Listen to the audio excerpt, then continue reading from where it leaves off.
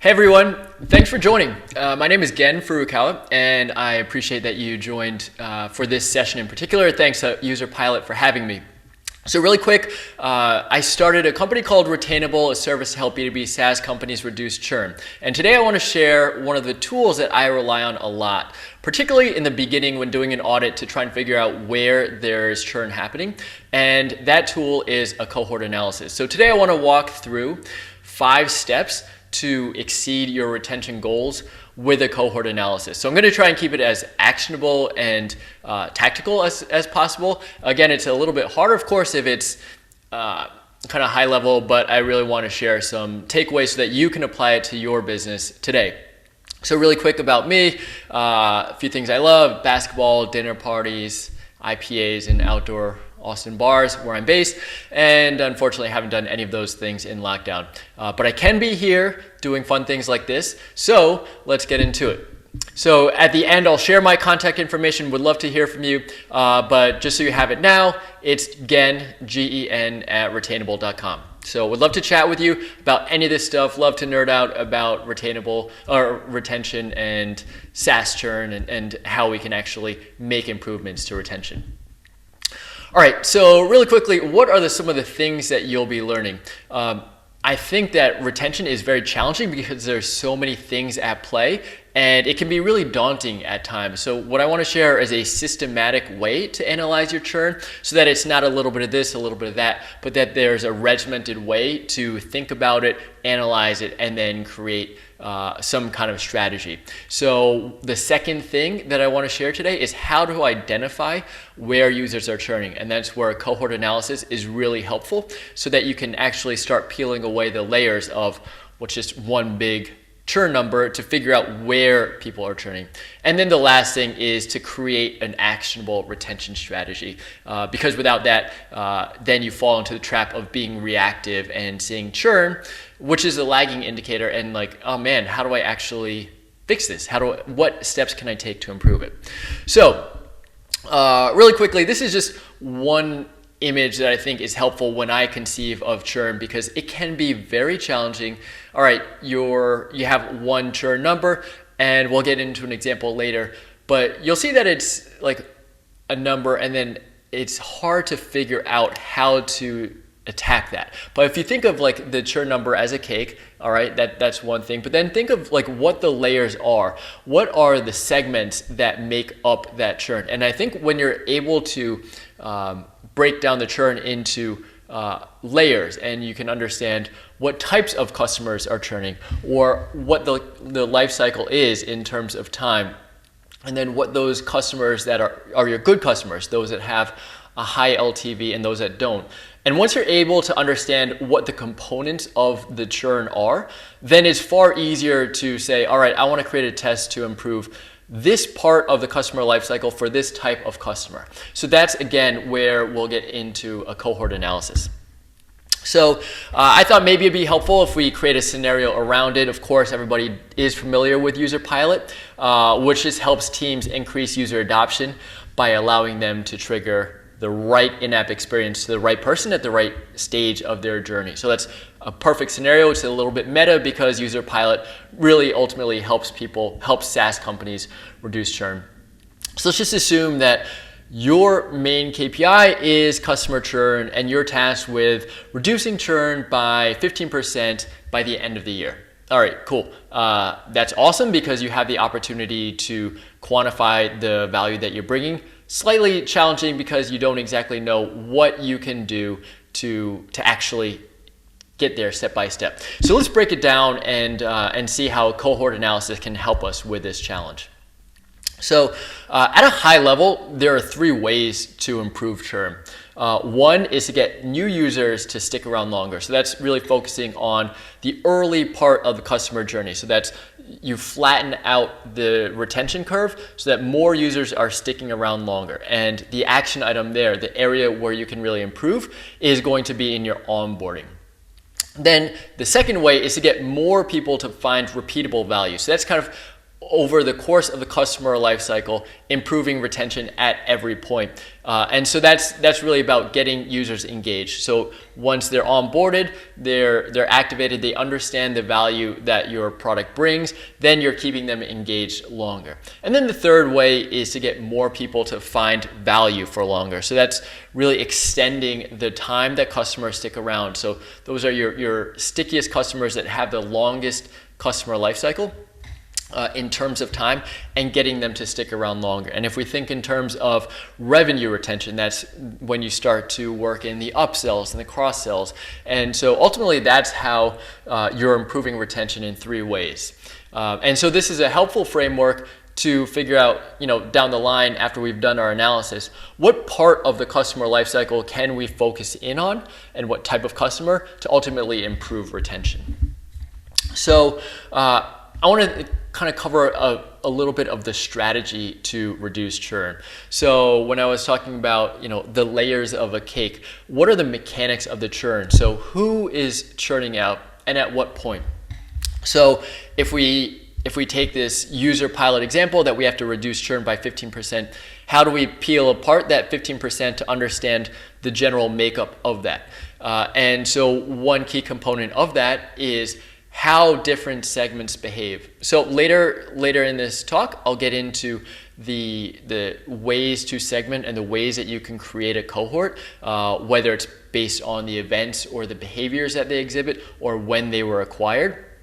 But if we can break up the overall cohort of those who churn out into different smaller cohorts, then it's easier to attack.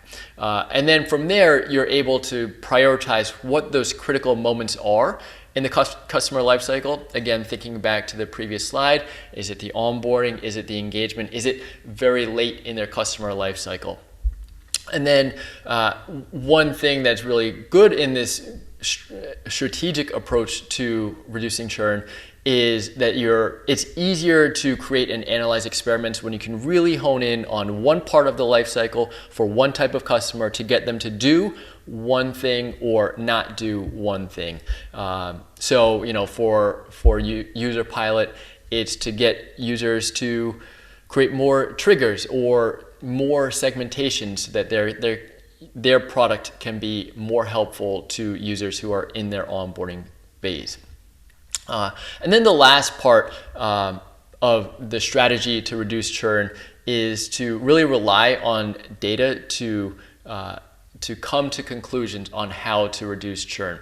So like I was saying, churn is multifaceted. There's a lot, and there are also some qualitative elements of why customers actually churn out. Not everything can be distilled down to the data and product analytics, but I think using a cohort analysis is a great way to put numbers behind your assumptions and hypotheses so that you can have a strategic framework to actually make tests and evaluate and iterate based on that.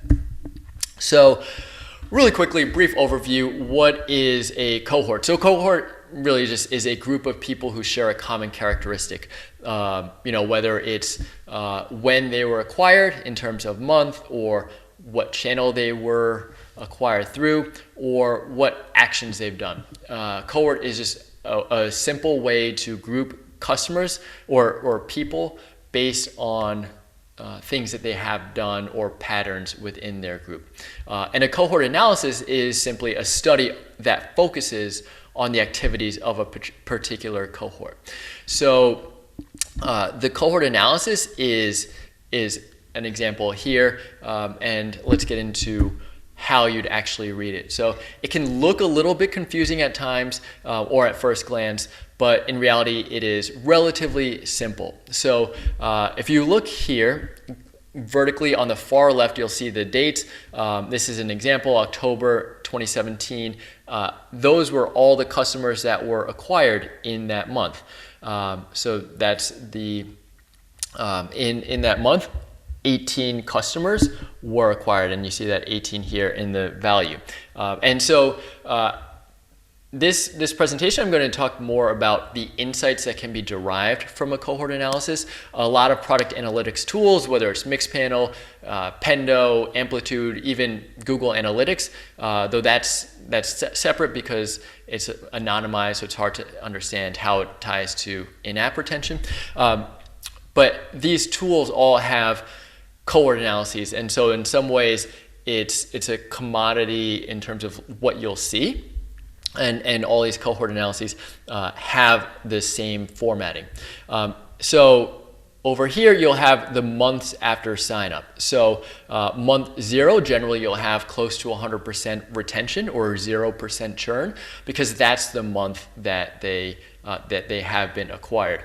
Of course, if you go to B2C or more mobile apps with a shorter customer lifecycle, these might be denominated in weeks or even days. But for B2B SaaS companies, a month seems to be a common denominator, just because it's often you're looking at things on a monthly basis. So other variations, you can be looking at retention month over month, you can be looking at churn month over month, or you can also be looking at absolute values. And it could be in terms of customers or revenue. So there are a lot of varieties of what a cohort analysis would look like, but at a high level, it will take a similar format. So taking a look at it, and we will get into an example later, but when you read down a column, that's going to be the retention over the product lifetime for a given month. So in this example here, outlined in purple, in the second month, how does churn perform in the second month of a customer? So, in this example, nobody had churned out by November 2017. But if we look down over time, things have changed where this looks to be 14% or so. So that's just one indication, like, hey, maybe something is happening, whether it's in the product itself or in the customer's experience with it, where churn might be trending upwards in their second month. So it's just one place that you might want to look at. Now, if you're looking across, so let's take this example of June 2018. So that means 19 people here were acquired in June of 2018. How has their retention changed for that particular cohort who signed up in June 2018? And so this is relative to the previous month. So reading across, you're looking at the retention over the cohort lifetime. So this is really helpful if you're looking, whether absolute or relative, to see abnormalities and spikes, because I think at a high level, cohort analyses are really helpful for identifying patterns and places that you might want to look into further. And lastly, what I have here highlighted in blue is the average for all customers. So this is, over time, taking all of the previous cohorts, what is the average? And so this is helpful if you want kind of a benchmark of what quote unquote normal might look like for a given month or a cohort, is to see how is a cohort in a month indexing against this average. So for example here, if we look at month 2, the average is 7.53, but if we look at this July cohort right here, in the second month, this July cohort looks to be churning out at 14.8. So that's almost double what the average is, which might be a red flag. Let's look into this a little bit more. Okay, so this is kind of like the 5-step framework that I was talking about when attacking churn with a cohort analysis. So really quickly, it's identifying what the goal is. So let's work with the example from Userpilot. Let's say it's reducing churn by 15%. So let's say it's 20%, which is totally made up. That would be 3.5% of 20%. So yeah, reduce churn to 16.5% by December of 2020. So that's the goal. Then is a data exploration and analysis. This is asking a lot of the right questions, looking into the data, seeing where there might be some red flags to dig into further. Then the third part is create the hypotheses. How can we target a certain group that shows a propensity for churn, and what are the things that we can do to help retain them? So that's creating the hypotheses. Then it's actually testing that hypothesis, and then reviewing the results and iterating, rinsing and repeating. So one thing to note here is that there isn't going to be, one thing that will eradicate churn. And in fact, churn in some ways is healthy for a recurring revenue business, as not every product is a perfect fit for customers. So there's going to be natural attrition and churn. But what's helpful here is creating a scalable framework that will plug any gaps where customers are churning out. So if we get into a little bit more of the details, all right, what is the defined goal here? And like I was saying, it's reduce churn by 15% by the end of the year. So that's helpful because it is quantified, so we know what the goal is, and there's it's time boxed, so we know, all right, by December 2020. And so with that, we can prioritize where the biggest opportunities are, so that we're not left chasing to improve the retention of customers, say on a freemium plan or a free plan, because ultimately it's not going to move the needle. I should have clarified here that reduce revenue churn by 15%. So the action item here from defining what the goal is really like, where does your monthly retention need to be? And that's both in terms of customers and recurring revenue by the end of the year. So you have your goal post at the end of the year, and then it's just a helpful way to work backwards. Okay, we have 6 months, it's the middle of May now, 6 months to start implementing these tests, and we know exactly how many customers we need to have by the end of the month, assuming a certain growth rate by December 2020. So when you're working with this, just start with what your definitive goal is, and of course you want to just make it something that's attainable yet aspirational. All right, and then the second part here is the data exploration and analysis. So that's really when we can start looking at a cohort analysis. So when in the customer lifecycle are customers churning out? So that's really helpful to see when you're going to see larger spikes of churn, and you will be able to pull this out from cohort analysis. And also who, so what type of segments are churning out? Again, something that you can see once you start layering in different segments in a cohort analysis. So earlier I briefly touched on how you might read a cohort analysis, but if we take a look at an example, reading horizontally, you can try to find where the patterns are in terms of the customer's life cycle. So this is relative, this graph here is just a snapshot of customers churned relative to the previous month. In some ways, I find it helpful to toggle between, relative to the previous month and then absolute, so that you can see when there's large drop-offs. So that it's helpful to zoom out and see it at an absolute level. But a few of the questions that you might want to consider when looking at this, and again, this is kind of like at a high level, but when you apply these questions in the framework to your app in particular, you can maybe start pulling apart some insights. So here, for example, where are the big drop-offs in retention? So if you have some conditional formatting or color coding, it's really helpful. Generally, it would be closer to red hues that you'll see bigger drop-offs. How does the customer retention rate change over the customer lifetime? So, what does the retention curve look like? When does it start to flatten out? When are the biggest drops? Generally, it would be the biggest drops earliest in the customer lifecycle, and that would be in the onboarding phase.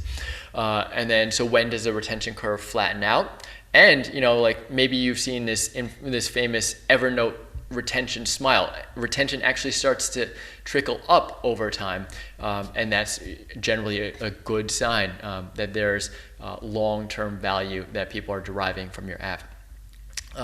Also, what marketing or customer success changes have had an impact? So this is something that you will see over time when you're able to plot out, like maybe you're running a campaign to re-engage users at their 5th month. If you're able to see changes there, you may tie that back to a campaign that you were running.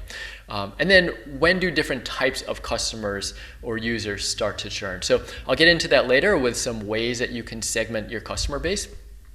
And then if we look at the cohort analysis reading vertically, this is a really good way to pull out patterns over the product's lifetime. So this is over time. Ideally, you would be seeing that your retention would be improving. You would see fewer customers churning out over time as you read down, say, their first month.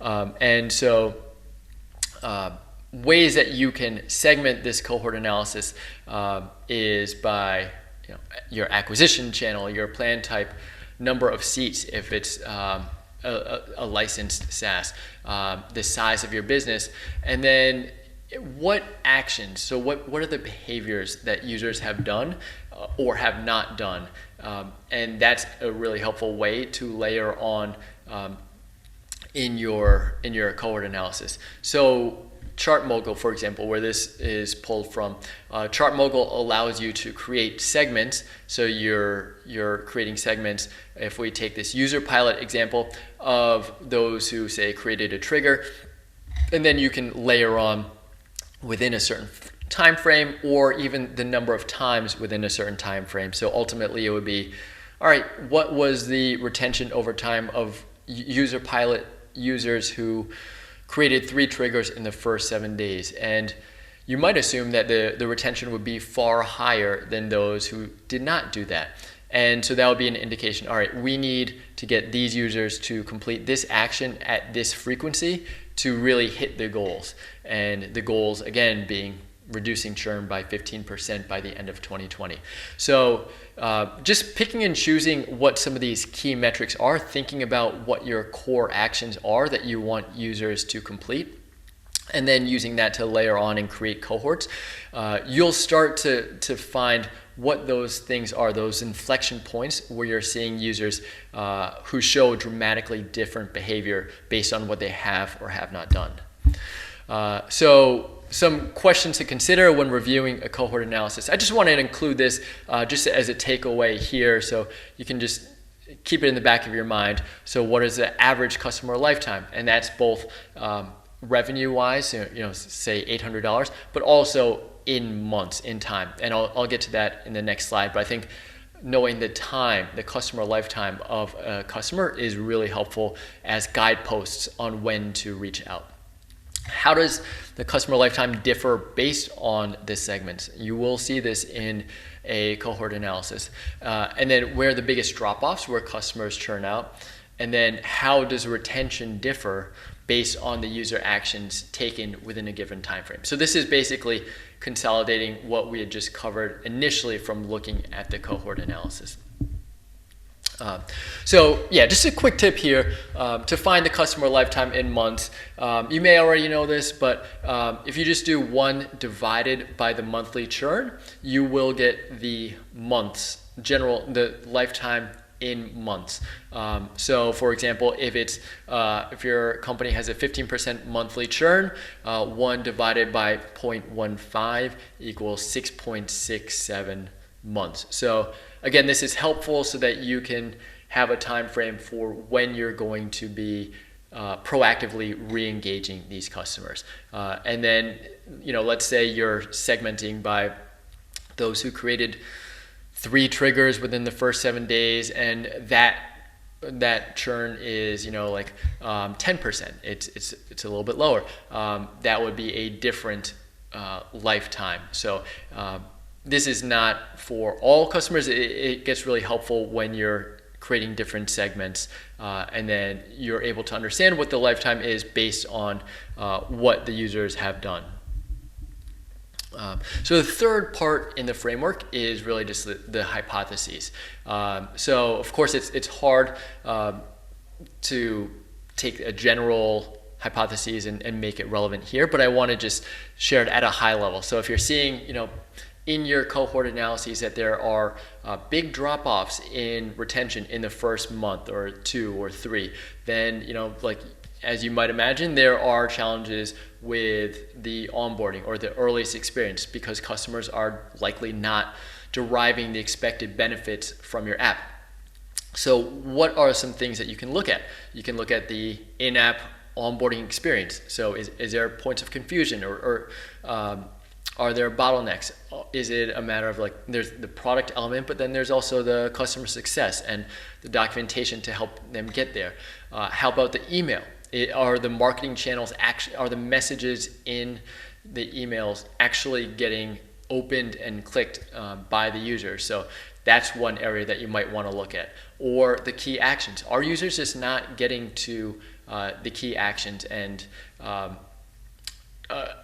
do they even know what they are and how to get there? So that's something that you might want to look at. Or it's even just misaligned expectations. This is something that you might identify in the reasons for churn. If you have an offboarding process and you're able to capture why customers are churning. Maybe it's your product is promising to do one thing, but the expectations are not met. So these are just some high-level hypotheses. But once you're taking a look at your cohort analyses, try and figure out where there are gaps and then what might be behind it. And it does, again, get very helpful when you're able to layer in the behavioral cohorts of the actions that users have not done. Another area to explore is a midterm churn. So it's kind of like beyond month 3. And this is a matter of engagement. Are users not engaging after they've been onboarded and activated? What is the key actions, or what is the frequency of those key actions? And so these are things that you want to look through regardless of what your product is. Now is a time to just write down a lot of hypotheses, and you don't necessarily need to prioritize now. That will come in the next step or once you've done the holistic review. But you want to get as many ideas around where users are churning out and why, so that you can start the testing process. Which is step 4 and step 5, test and repeat. So test your hypothesis with different cohorts. Was the retention is ultimately going to be an iterative process, so that you're not going to hit all your goals outright. You're not going to get retention down 15% by the end of the year. If you're running one test, it's going to be layering on moderate and small improvements over time. Think back to the cake and the layers. So you're slowly improving the layers so that it's reducing, and then compounded over time. You are chipping away at the churn. So really quick, at a high level, some of the things that I wanted to reinforce, which I think is a really helpful mentality in terms of reducing churn, is to attack churn one cohort at a time. And that's really where the beauty of a cohort analysis is that you're not looking at it at an individual level, because that in aggregate will not help, but you're able to look at cohorts or groups and identify what the patterns are and how those patterns differ between groups. And then from there, you're able to make very laser focused tests and changes, hopefully improvements. So the second step is to identify the key actions for your app and analyze retention by those who do and do not do them. And when you think about what those actions are, and then you apply them to a cohort analysis, and so you're able to, you should see some stark changes in patterns of retention based on what users are or are not doing. When you even go one step further and layer and combine those apps. So, for the Userpilot, for example, let's say, creating triggers is one thing, but then also creating segments of what messages show to which segments. And then once you get users who do both, what is the retention? And my safe assumption would be that those users are far more engaged and seeing a lot more of the value of Userpilot, and therefore more likely to stick around. So think about what those key actions are for your app and apply those to your cohort analysis. And then the last thing is to create hypotheses. And this is where the art and science of testing comes into play, because there's going to be the qualitative element, which is, like I said, some of the reasons, the offboarding surveys and the feedback you're getting from customers, but then balance that with the quantitative part, of course, which is how many of users are complaining about one thing or churning for one reason, or what is the dollar value behind those reasons for churn, and then create your hypotheses on why the users drop off, and then test against those. And so, when you're creating a strategy for the end of December, if you put all this together, I think you can identify what the most important cohorts are and see if they are or aren't doing these key actions, and then create hypotheses and tests. And I think if you create the assumptions and then what your end goal is, you can work backwards, and ideally you will your hypotheses will prove out to be correct, and then you'll be able to hit your 15% goal. Of course, I do not mean to diminish it or make it sound as easy as that, but that's the general framework, is working backwards in small segments and taking a quantitative approach to running your tests. So with that, I just want to say thanks. That was a lot. I didn't want to rush through it too much. I'm afraid that there were some things I skimmed over. So please say hi. If I'd love to chat with you and see if there's anything, any feedback on your app. I'm happy to take a look or talk strategies or tactics and share some of the things that I do as well. So thanks so much. Really appreciate your time, and best of luck. Bye.